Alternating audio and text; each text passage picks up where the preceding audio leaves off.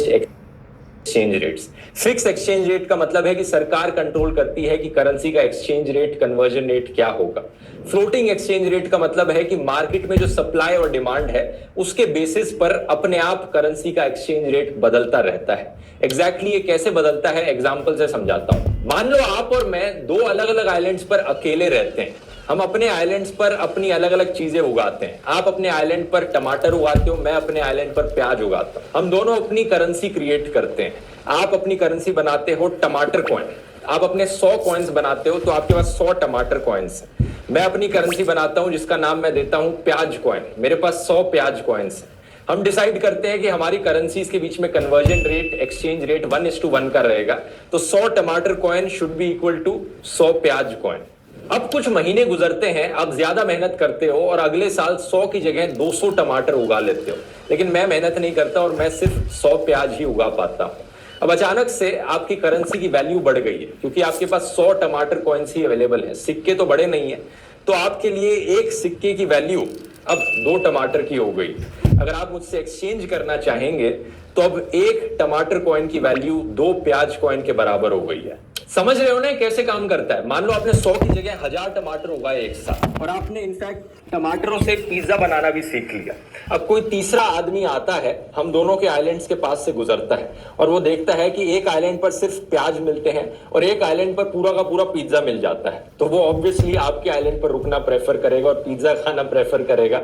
और आप उसे कहते हो अगर आपको मेरा पिज्जा खरीदना है तो ये मेरी करेंसी में ही खरीदा जा सकता है।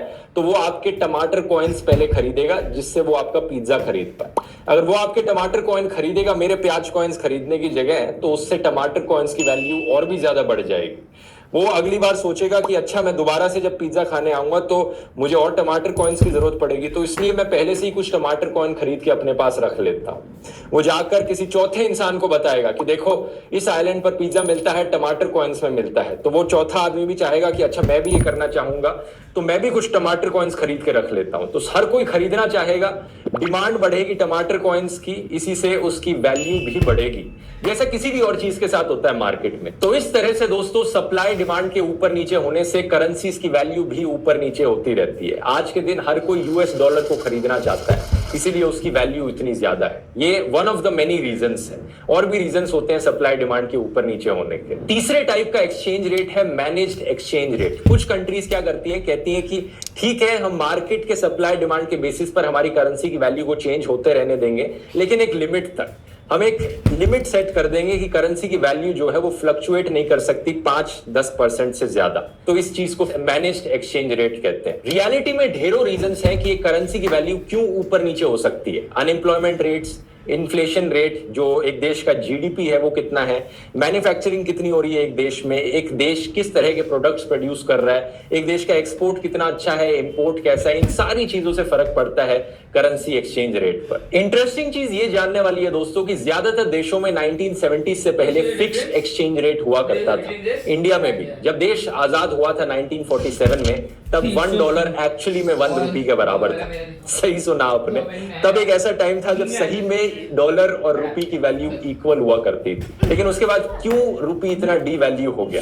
1950s के अराउंड सरकार ने बहुत सारा पैसा खर्च किया देश की डेवलपमेंट पर, लेकिन इतना ज्यादा पैसा कमाया नहीं। तो सरकार ने बहुत से लोन्स भी लिए बाकी देशों से। अब ज्यादा पैसा था नहीं सरकार के पास उन लोन्स को वापस चुकाने के लिए, तो सरकार ने रुपी को डी वैल्यू कर दिया। अब ये कैसे काम करता है? मान लो मैं आपसे 100 रुपए का लोन लेता हूं और सारा खर्च कर डालता हूं, मेरे पास सिर्फ 25 रुपए बचते हैं। अब मैं वापस लोन को कैसे चुकाऊं? मेरे पास तो 100 रुपए है ही नहीं।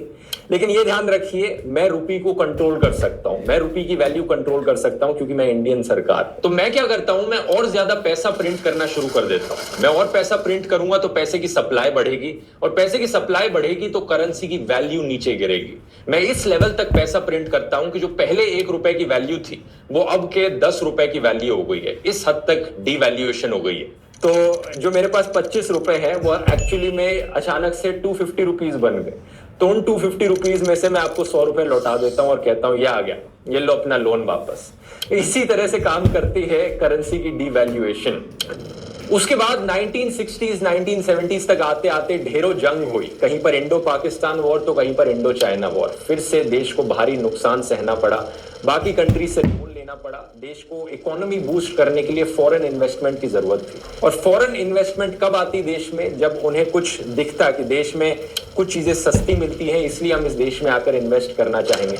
इसी रीजन से सरकार ने फिर से एक्सचेंज रेट बदलकर $1 इक्वल टू 7 रुपीज के आसपास तक कर दी। बात यह है दोस्तों कि जब सरकार खुद से करेंसी की वैल्यू कम करती है अपनी मन मर्जी से, सप्लाई बढ़ाकर इसे डीवैल्यूएशन कहते हैं। और जब एक्सटर्नल फैक्टर्स की वजह से करेंसी की वैल्यू कम हो जाती है, इसे डिप्रीसिएशन कहते हैं। अक्सर लोग डिप्रीसिएशन और डीवैल्यूएशन को कंफ्यूज कर देते हैं। इनके दो अलग अलग मतलब होते हैं, हालांकि इनका जो कंक्लूजन है वो सेम होता है। 1973 में एक बड़ी ऑयल क्राइसिस आई दुनिया में, जिसकी वजह से जो ऑयल इंपोर्ट करता था इंडिया बाकी देशों से, वो महंगा पड़ गया। इसकी वजह से इंडियन करेंसी की वैल्यू और नीचे गिर गई।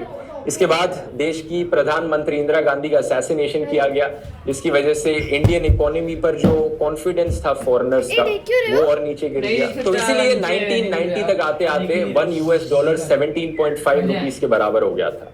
और इसके बाद सबसे बड़ा झटका लगा इंडियन इकोनॉमी को 1991 में। बहुत भारी फिस्कल डेफिसिट देखने को मिला। देश में इकोनॉमिक लिबरलाइजेशन हुई और 1994 तक रुपी को फ्लोटिंग एक्सचेंज रेट पर रख दिया गया, जिसके बाद जो भी डिमांड और सप्लाई के चेंजेस होते थे मार्केट में, उससे रुपी की वैल्यू बदलती थी। बदलती तो क्या थी, रुपी डी वैल्यू ही होता रहा था तब से। और बहुत सारे फैक्टर्स होते हैं, मैंने बस आपको मेन रीजंस बताए हैं।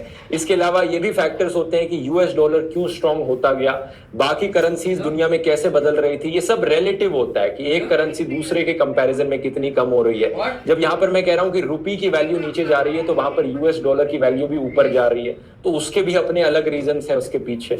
अब बात करते हैं दोस्तों कि क्या होता अगर आज के दिन भी एक रुपी $1 के बराबर होता। हो नहीं सकता, लेकिन हम एक हाइपोथेटिकल सिचुएशन इमेजिन करते हैं। अगर ऐसा होता तो क्या होता?